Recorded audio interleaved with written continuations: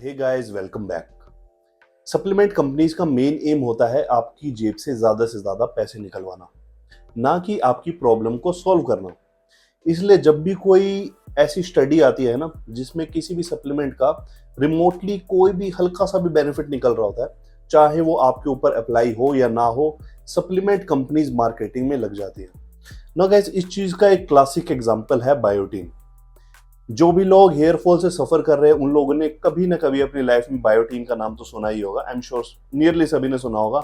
And mostly आप लोग जो ये वीडियो देख रहे हो, आपने कई लोगों ने उसको बाय भी करा होगा, यूज भी करा होगा। बायोटीन बेचने वाली कंपनीज ये क्लेम करती है कि बायोटीन से सप्लीमेंट करने से आपकी हेयर की रीग्रोथ होती है, और अगर आप थोड़ा बहुत पैटर्न बोल्डनेस से डील कर रहे हो तो आपको बायोटीन सप्लीमेंट करने से काफी ज्यादा बेनिफिट होगा। आप किसी भी ई कॉमर्स साइट पे चले जाओ, वहां पे जाके आप बायोटीन सर्च करोगे ना, आपको दुनिया भर के प्रोडक्ट्स मिल जाएंगे, अलग अलग कंपनीज के, अलग अलग क्लेम्स करते हुए कि कैसे आपके हेयर रीग्रोथ के अंदर बायोटीन बहुत एसेंशियल है, और बायोटीन से सप्लीमेंट करने से कैसे आपके बाल वापस आ जाएंगे। कई सारे डॉक्टर्स भी हैं जिनके पास अगर आप हेयर फॉल की शिकायत लेके जाओगे तो वो एज अ स्टेपल आपको बाकी मेडिकेशंस के साथ बायोटीन चिप देते हैं।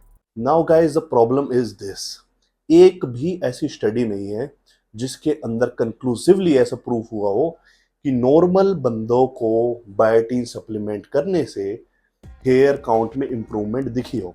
बस एक स्टडी ऐसी है जिसको सप्लीमेंट कंपनीज हर जगह रेफरेंस करती हैं और बताती हैं कि देखो, इसके अंदर प्रूफ हुआ है कि बायोटीन से सप्लीमेंट करने से हेयर काउंट में इंप्रूवमेंट मिलती है।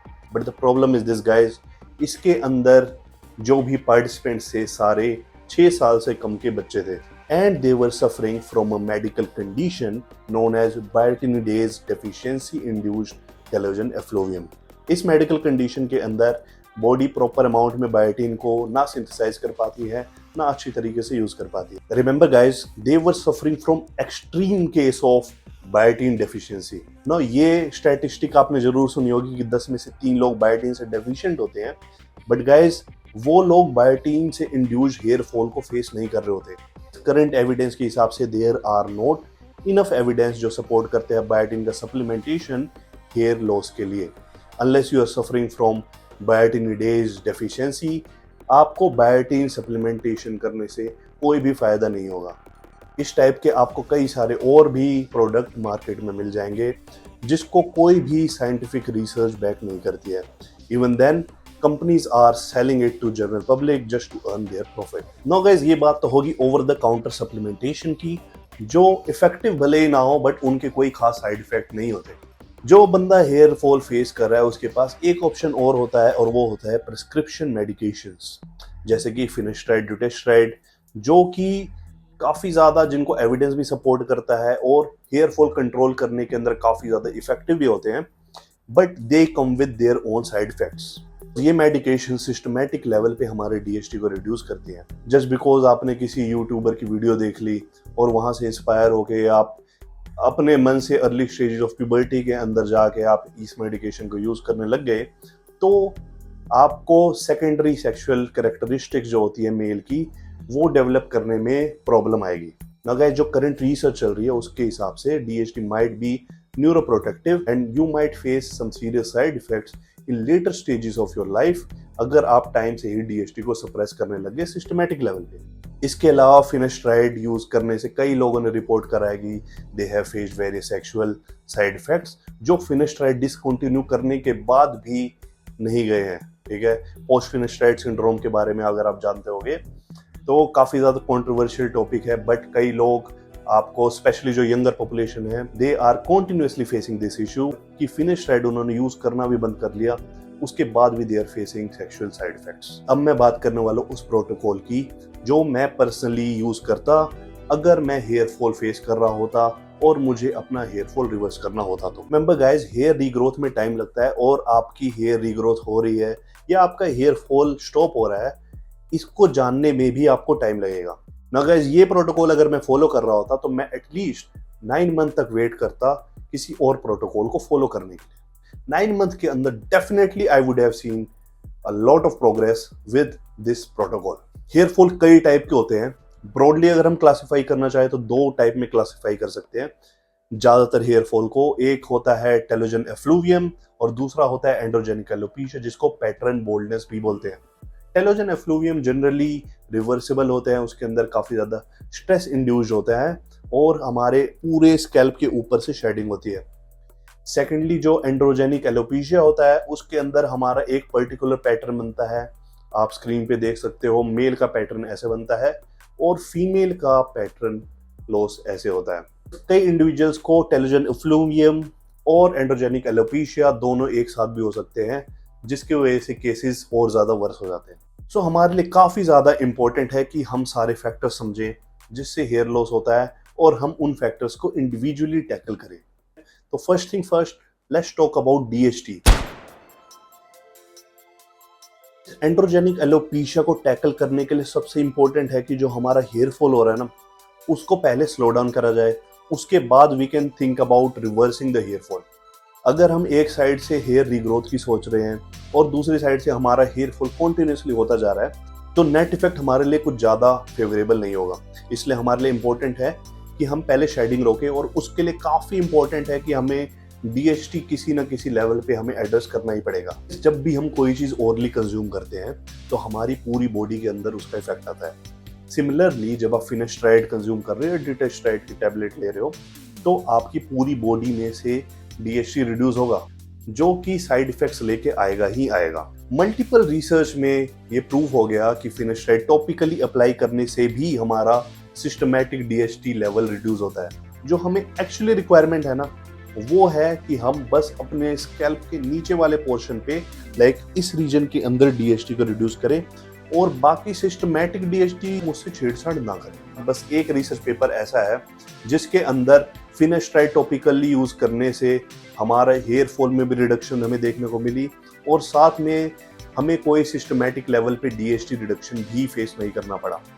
और वो था 2 ml of finasteride at concentration of 0.005%। Sir problem ये है कि इंडिया के अंदर आप कोई भी अगर फिनेस्ट्राइड का सोल्यूशन देखोगे ना, जनरली माइनॉक्सिडिल के साथ मिलता है हमें, और वो कंसेंट्रेशन उसके अंदर फिनेस्ट्राइड की होती है 0.1%, और हमें जो कंसेंट्रेशन चाहिए वो चाहिए 0.01%। ठीक है, 0.005% 2 ml के लिए, और अगर हम 1 ml यूज करेंगे तो हमें चाहिए 0.01%। नाउ गाइस, इस सॉल्यूशन को बनाने के लिए I will need a couple of things. First will be this minoxidil का सॉल्यूशन 5% के अंदर। ये जनरली 60 ml की बोतल होती है। इसके अंदर ऑलरेडी सॉल्वेंट्स होते हैं जो ट्रांसडर्मल ड्रग डिलीवरी सिस्टम के अंदर काफ़ी इफेक्टिव होते हैं। Then I will also get my self finasteride tablet 1 mg के अंदर अवेलेबल होती है। I will only need like 7 of these. Solution को बनाने में अगर फिनेस्ट्राइड की वेस्टेज ज़्यादा होगी तो आई विल यूज 7 टैबलेट्स, और अगर फिनेस्ट्राइड की वेस्टेज काफ़ी ज़्यादा मिनिमम होगी तो आई विल यूज ओनली 6 टैबलेट्स। तो इसको मैं मिक्स कैसे करूँगा? फर्स्ट मैं 6 टैबलेट निकालूंगा, उसको किसी भी मिक्सी के अंदर, कोई भी ग्राइंडर छोटे छोटे आते हैं ना, उसके अंदर मैं ग्राइंड कर लूँगा। ठीक है, या दूसरा तरीका होता है एक, कई सारे आप ई कॉमर्स साइट पे देखोगे, फ्लिपकार्ट या अमेजोन हो गया, वहाँ पे आपको टैबलेट क्रशर मिल जाएंगे। ठीक है, मैं पिक्चर डाल दूंगा। वो टैबलेट क्रशर के अंदर डाल के भी मैं उसको ग्राइंड कर सकता हूँ। फाइनली मेरे को चाहिए क्या? मेरे को पाउडर चाहिए फिनेस्ट्राइड का। ठीक है, उस फिनेस्ट्राइड के पाउडर को मैं डाल दूंगा इस माइनॉक्सिडिल के सॉल्यूशन के अंदर करीब 12 से 24 घंटे के लिए। I will leave it. ठीक है, और जब भी मुझे यूज करना होगा I will shake it and then I will use only 1 ml of this solution. Remember guys, this is very important कि 1 ml से ज्यादा मुझे यूज नहीं करना है, बिकॉज 1 ml से अगर मैं ज्यादा यूज करूंगा तो फिर हम अननोन टेरिटरी में पहुंच जाएंगे। बिकॉज अगेन बिल्कुल थोड़ी सी क्वांटिटी ही इनफ होती है 30-40% डीएचटी लेवल को सप्रेस करने के लिए। तो हमें अगर सिस्टमैटिक लेवल पे बिल्कुल रिडक्शन नहीं चाहिए ना, तो हमें एग्जैक्टली 1 ml ही सॉल्यूशन यूज करना पड़ेगा। कोई इंसान ये भी पूछ सकता है कि भैया 1 ml एग्जैक्टली निकालो कैसे? तो 1 ml निकालने के लिए you will also need a dropper. ठीक है, ड्रॉपर इजीली अवेलेबल हो जाता है। ड्रॉपर को डालो, ठीक है, इसके अंदर डालो। स्प्रे से मत करना, क्योंकि स्प्रे में आपको पता नहीं है कितनी, एक स्प्रे के अंदर आपके कितना अमाउंट निकल रहा है। ठीक है, ड्रॉपर डालें, इसमें से बस एग्जैक्टली 1 ml निकालें तो 1 ml सफिशिएंट होता है। सपोज यहाँ पे लगाना है तो हाथ से आई कैन अप्लाई। ठीक है, यहाँ पे लगा सकता हूँ। करंट रिसर्च के हिसाब से इससे बेटर ऑप्शन मुझे नहीं दिखा जिसमें सिस्टमैटिक लेवल पे डीएसटी भी रिड्यूस ना हो और स्कैल्प के नीचे वाला डीएसटी भी काफ़ी हद तक रिड्यूस हो जाए। कोई भी बंदा अगर अंडर एज है तो they should stay away from finasteride in any way of form, चाहे वो टॉपिकल हो या ओरल हो, किसी भी फॉर्म में उस बच्चे को डीएसटी ब्लॉकर कंज्यूम नहीं करना चाहिए। That is my opinion. इस पॉइंट के बाद से जो भी मैं प्रोटोकॉल की बात करूंगा ना, वो नियरली हर कोई यूज कर सकता है, उसमें आपको ना के बराबर साइड इफेक्ट फेस करने पड़ेंगे। गाइस, माइनॉक्सिडिल एक वैसोडाइलेटर है जो हमारी वेसल्स को डायलेट करता है। Generally vasodilator blood pressure control करने के लिए यूज होते हैं, बट माइनॉक्सिडिल आप जब टॉपिकली अप्लाई करते हो तो आपको हेयर रीग्रोथ देखने को मिलती है। उसका रीजन वैसोडाइलेशन भी हो सकता है, या फिर उसका रीजन ये भी हो सकता है कि प्रोस्टाग्लैंडिन मॉड्यूलेटर है इस वजह से हो रहा हो, या पोटेशियम आयन चैनल ओपन कर रहा है। एग्जैक्टली कैसे वो वर्क करता है वो अभी क्लियर है नहीं, बट द थिंग इज माइनॉक्सिडिल को टॉपिकली यूज करने से काफी ज्यादा बेनिफिट देखने को मिलते हैं। माइनॉक्सिडिल को अप्लाई करने से पहले you have to be careful कि आप ज्यादा अप्लाई ना करें, क्योंकि उससे आपका ब्लड प्रेशर भी रिड्यूस हो सकता है। नए हेयर फॉलिकल जनरेट करने में हेल्प करता है, हेयर को थिकनेस भी प्रोवाइड करता है माइनॉक्सिडिल अगर आप यूज कर रहे हो तो 5% माइनॉक्सिडिल काफी ज्यादा इफेक्टिव रहेगा आपकी हेयर रीग्रोथ के लिए।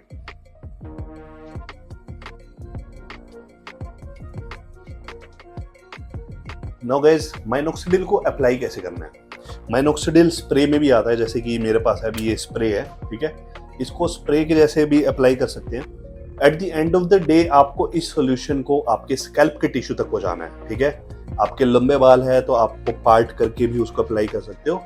स्कैल्प तक अगर माइनॉक्सिडिल पहुंच जाएगा तो काफी चांसेस है कि आपको हेयर रीग्रोथ देखने को मिल सकती है। सोने से पहले एक बार आप अप्लाई करो 5% माइनॉक्सिडिल को स्कैल्प के ऊपर, एंड कुछ महीनों के अंदर आपको रिजल्ट्स डेफिनेटली देखने को मिलेगा। Now guys, next procedure is microneedling. जब भी एंड्रोजेनिक एलोपेशिया होता है ना, तो वहां पे फाइब्रोसिस हो जाती है, एक्स्ट्रा कोलेजन डिपॉजिट हो जाती है। तो डर्मा रोलर काफी एफिशिएंट होता है उस फाइब्रोसिस को ब्रेक करने में। और कई लोग मानते हैं कि reduced blood flow to the scalp tissue भी एक रीजन होता है एंड्रोजेनिक एलोपेशिया का। तो एक तरीके से it increases blood flow also, जैसे कि बाकी हेयर लॉस ट्रीटमेंट के मैकेनिज्म है। माइक्रोनीडलिंग का भी एग्जैक्ट मैकेनिज्म क्लियर नहीं है अभी तक, बट एक चीज श्योर है, ये एनहेंस करता है ट्रांसडर्मल ड्रग डिलीवरी सिस्टम को, जिस वजह से जब हम माइक्रोनीडलिंग और माइनॉक्सिडिल को एक साथ यूज करते हैं ना, तो हमें 1+1=3 वाली इक्वेशन देखने को मिलती है। ये इन दोनों की आपस में सिनर्जी होती है, जिसकी वजह से कई सारी स्टडीज है जिसमें प्रूव हुआ है कि इंडिविजुअली यूज करने से बहुत ज्यादा डिफरेंस आ जाता है अगर आप माइक्रोनीडलिंग और माइनॉक्सिडिल को एक साथ यूज करें। तो आपको माइक्रोनीडलिंग के लिए एक चाहिए होगा डर्मा रोलर, जो कि आपको अमेजोन पे इजीली अवेलेबल हो जाएगा। उसकी लेंथ होनी चाहिए 1 mm से लेकर 1.5 mm, ठीक है। 1 mm से कम मत लेना, बिकॉज वो हेयर रीग्रोथ में हेल्पफुल नहीं होगा। 1.5 से ज्यादा आप लोगे तो it might be painful for you. Week के अंदर एक या मैक्सिमम आप 2 बार अप्लाई करो। रात को सोने से पहले go clean your hair, scalp tissue है उसको प्रॉपर क्लीन कर दो। उसके बाद से माइक्रो नीडलिंग जो डिवाइस है उसको आपको सैनिटाइज करना है एल्कोहलिक सोल्यूशन में। उसके बाद आपको उसको रोल करना है आपके बोल्डिंग स्पॉट पे। ज्यादा प्रेशर से भी आपको नहीं घिसना, ऐसा नहीं है कि एक ही जगह लेकर घस दिया पूरी तरीके से, बिकॉज फिर आप स्कार टिश्यू अगर डेवलप कर लोगे तो वहां पे हेयर रीग्रोथ का तो सवाल ही नहीं है, ठीक है। हल्का बहुत ब्लीडिंग इज नॉर्मल, बट ऐसा नहीं है कि बिल्कुल बहुत खूनम खान नहीं करना अपने आप को, ठीक है। हल्का सा प्रेशर देके and you have to roll it. इसके एटलीस्ट 15 से 20 मिनट के बाद आपको अप्लाई करना है उसके ऊपर जो भी आप सोल्यूशन अप्लाई करना चाह रहे हो, जैसे कि माइनॉक्सिडिल हो गया, माइनॉक्सिडिल प्लस फिनेस्ट्राइड वाला सोल्यूशन जो अभी हमने बात करी थी। एंड अगर आपको ज़्यादा इरिटेशन हो तो आप फ्रीक्वेंसी को रिड्यूस कर सकते हो, या उसको अप्लाई करने के 1 घंटे बाद आप मिनॉक्सिडिल अप्लाई कर सकते हो। तो that is up to you. Now guys, next item is ketoconazole shampoo, ठीक है। कीटोकोनाजोल शैम्पू 2% के अंदर जब आप अप्लाई करोगे अपने स्कैल्प के ऊपर तो you may see improvement in your hair counts. Basically ketoconazole एक एंटी फंगल केमिकल है जो हमारे स्कैल्प के माइक्रोबायोम को हेल्दी रखने में हेल्प करता है। कीटोकोनाजोल काफी ज्यादा एंटी इन्फ्लामेटरी भी होता है और जैसा कि कई लोगों को पता होगा कि माइक्रो इन्फ्लेमेशन एक कॉज होता है हेयर फॉल का। कई लोग मानते हैं कि कीटोकोनाजोल की वजह से हमारे स्कैल्प के जस्ट नीचे का डीएचटी लेवल भी रिड्यूस होता है, और ये सिस्टमैटिक लेवल पे डीएचटी रिड्यूस नहीं करता। आपको नहाने से 5-10 मिनट पहले उसको स्कैल्प के ऊपर लगाना है, ठीक है? बालों पे नहीं लगाना, स्कैल्प पे लगाना है। उसको 5-10 मिनट तक छोड़ना है, उसके बाद आपको नहाने जाना है।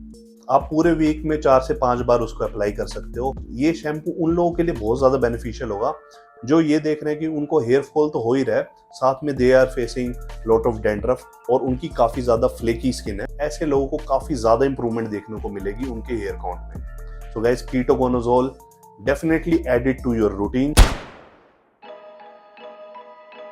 अभी तक हम प्रोटोकॉल में जहां तक आए हैं ना, हमने नियरली सारी चीज़ों को एड्रेस कर दिया है।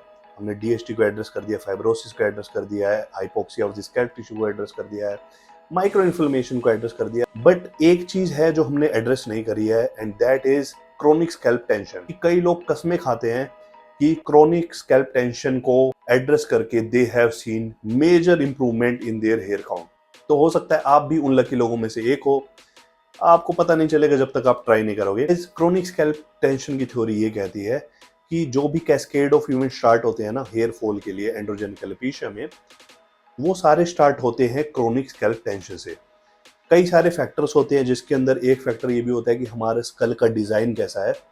उस वजह से हमारे स्कैल्प के ऊपर रेगुलर बेसिस पे टेंशन बना रहता है, और जब हम उस टेंशन को एड्रेस करते हैं तो हमें हेयर फॉल में रिडक्शन देखने को मिलती है। ऐसे कई लोगों को नहीं पता होगा, लेकिन बोटॉक्स के इंजेक्शन लगाने से भी ना इस रीजन में कई लोगों को हेयर फॉल में इंप्रूवमेंट देखने को मिलती है। रिसर्चर्स का मानना है कि बोटॉक्स से होने वाली हेयर रीग्रोथ का रीजन है कि Botox injection chronic scalp tension को एड्रेस कर रहे होते हैं। नाउ गाइस, हर किसी को बोटॉक्स के इंजेक्शन लगाने की जरूरत नहीं है। ऑफ कोर्स ये काफी ज्यादा एक्सपेंसिव भी पड़ेगा। एक चीपेस्ट तरीका है आपको क्रोनिक स्कैल्प टेंशन को रिड्यूस करने का, और वो है massage.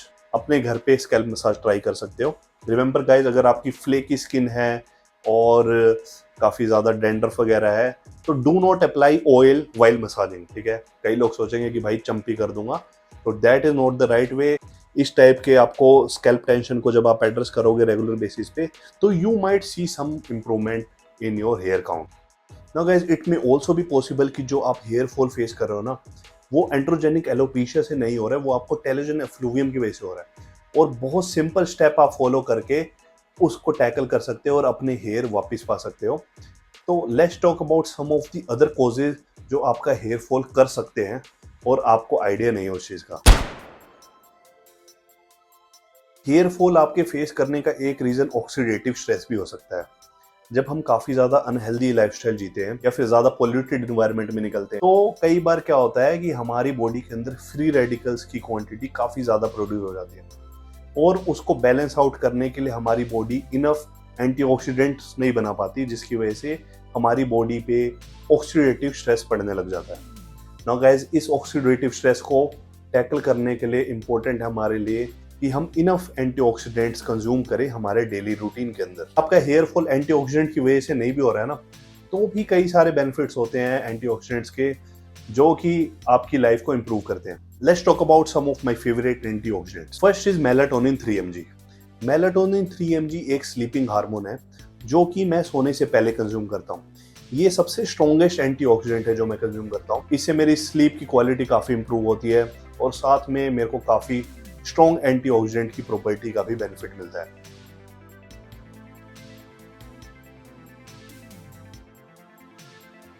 Second is vitamin C. Vitamin C, Limcee मैं प्रेफर करता हूँ। मेडिकल स्टोर पे इजीली अवेलेबल होती है, काफ़ी 20-25 रुपए की मिल जाती है आपको टैबलेट, और मैं इसको मील के बाद कंज्यूम करना प्रेफर करता हूँ। थर्ड इज N-एसिटाइलसिस्टीन, जो कि आपको कैप्सूल ऑनलाइन मिल जाएगा अमेजोन पे। ये I prefer to take around 1000 mg per day. So guys, आप भी चाहो तो ये ट्राई कर सकते हो। इसके अलावा अपनी लाइफस्टाइल में भी चेंजेस ला सकते हो, जैसे कि पॉल्यूटेड एनवायरनमेंट से दूर रहना, स्मोकिंग को रिड्यूस करने की ट्राई करना, यूवी रेडिएशन से अपने आप को बचा के रखना। So these things will reduce your oxidative stress. Second factor is crash dieting. कई सालों से लोगों को ट्रांसफॉर्मेशन कराते हुए एक चीज मैंने जरूर नोट करी है कि जब भी कोई बंदा एक्सट्रीम डाइटिंग कर रहा होता है ना, मोस्ट ऑफ देम क्लेम कि भैया मेरा ना हेयर लॉस हो रहा है, हेयर फॉल हो रहा है, क्या रीज़न है, कैसे अवॉइड करूँ। सो गाइस, अगर आप भी क्रैश डाइटिंग कर रहे हो या काफ़ी हैवी डेफिसिट के अंदर हो आप इस टाइम, तो आपको एक बार रुक के सोचना पड़ेगा कि क्या उस वजह से आपका हेयर फॉल हो रहा है। तो इसको टैकल करना बिल्कुल सिंपल है। या तो आप अपना डेफिसिट रिड्यूस कर लो, थोड़ी सी कैलोरीज अप कर दो, या फिर आप बैक टू मेंटेनेंस फेज चले जाओ, या फिर आप बीच में डाइट ब्रेक भी ले सकते हो। थोड़े दिनों के लिए डाइट को स्टॉप कर दो एंड देन एक बार फिर से आप डाइट स्टार्ट करो। इसके अलावा अगर आप प्रोटीन भी कम अमाउंट में कंज्यूम कर रहे हो ना, डाइटिंग कर रहे हो, लेकिन आप वेजिटेरियन हो, इनफ अमाउंट में चिकन या कुछ आप खा ही नहीं सकते, प्रोटीन के लिए आपके पास कोई सोर्स नहीं है, तो उस वजह से भी आपको हेयर फॉल फेस करना पड़ सकता है। तो लुक इनटू योर डाइट, सी कि आपकी डाइट में इनफ प्रोटीन है या नहीं है, आपका डेफिसिट कुछ ज़्यादा तो नहीं है, और अगर आप कुछ कर सकते हो तो आपको फ़ायदा देखने को मिल सकता है। गाइज, अगर आप हेल्दी डाइट नहीं ले रहे हो, जिसके अंदर आप इनफ अमाउंट में फ्रूट्स कंज्यूम नहीं कर रहे, वेजिटेबल्स नहीं कंज्यूम कर रहे, और आपकी वेल बैलेंस्ड डाइट नहीं है, तो हो सकता है कि आपकी बॉडी के अंदर माइक्रोन्यूट्रिएंट्स की डेफिशिएंसी भी हो। कई सारे वाइटामिन्स और मिनरल्स हैं जिसकी डेफिशिएंसी की वजह से हमें हेयर फॉल फेस करना पड़ सकता है, और जब हम उन माइक्रोन्यूट्रिएंट्स को री इंट्रोड्यूस करते हैं अपने डाइट में, तो हमें हेयर रीगेन देखने को मिलता है। सो इंडिविजुअली मैं सारे माइक्रोन्यूट्रिएंट्स की बात करूंगा। First is vitamin B complex. Specially vitamin B की डेफिशिएंसी आपको वेजिटेरियन लोगों में देखने को मिलेगी। इसके साथ साथ जिंक भी ऐसी चीज है जिससे आप डेफिशिएंट हो सकते हो, जिसकी वजह से आपको हेयर फॉल फेस करने को मिल सकता है। इसको एड्रेस करने के लिए एक बीकोस्टूल जेड करके कैप्सूल आता है, आप वो खा सकते हो। उसके अंदर जिंक भी आपको मिल जाएगा, विटामिन बी कॉम्प्लेक्स भी मिल जाएंगे आपको। काफी सस्ती मेडिसिन है, कोई खास नुकसान आपको मिलेगा नहीं। Second is vitamin D3। Vitamin D3 से डेफिशिएंसी मोस्टली लोगों में होती है, और जो एक्सट्रीम केसेस होते हैं उसके अंदर आपको हेयर फॉल भी फेस करने को दिख सकता है। सो विटामिन D3 से मेरे हिसाब से आपको सप्लीमेंट करना चाहिए। सो विटामिन D3 मैं कंज्यूम करता हूँ 60,000 IU once a week. Remember guys, not twice a week, not every day, once a week. हफ्ते में एक बार एक कैप्सूल खाता हूँ 60,000 IU की। Next is iron and selenium. Iron and selenium से मैं सप्लीमेंट नहीं करूंगा बिना ब्लड टेस्ट कराए, बिकॉज आई थिंक कि अगर आपकी बॉडी के अंदर ऑलरेडी आयरन और सेलेनियम की इनफ अमाउंट प्रेजेंट है, तो over supplementing iron and selenium might not be the healthiest thing to do. I would suggest you कि आप एक ब्लड टेस्ट कराओ, उसके अंदर आप देखो कि आपका आयरन और सेलेनियम किस अमाउंट में प्रेजेंट है। अगर उसमें आपको डेफिशिएंसी दिख रही है तो you can definitely supplement with iron and selenium also. आपके हेयर फॉल फेस करने का एक रीजन एक्सेस स्ट्रेस भी हो सकता है। स्ट्रेस कई फॉर्म में आपको हेयर फॉल कर सकता है। आपका मेंटल स्ट्रेस हो सकता है, उस वजह से हो सकता है आपका हेयर फॉल हो रहा हो। एनवायरमेंटल स्ट्रेस की वजह से हो सकता है, पोल्यूटेड एनवायरनमेंट में आप रह रहे हो उस वजह से हेयर फॉल हो सकता है कि आपकी रिसेंटली कोई सर्जरी हुई हो, या आप किसी मेडिकेशन पे हो जिस वजह से आपको हेयर फॉल हो रहा हो।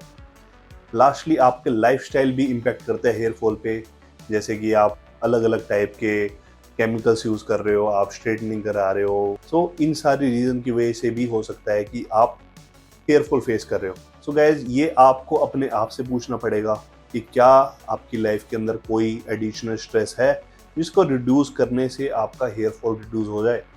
अगर है तो आप डेफिनेटली ट्राई कर सकते हो।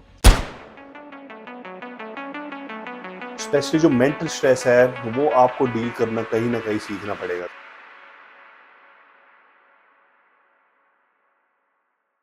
बहुत सारी ऐसी सिचुएशन होती है जिसके ऊपर हमारा कंट्रोल नहीं होता।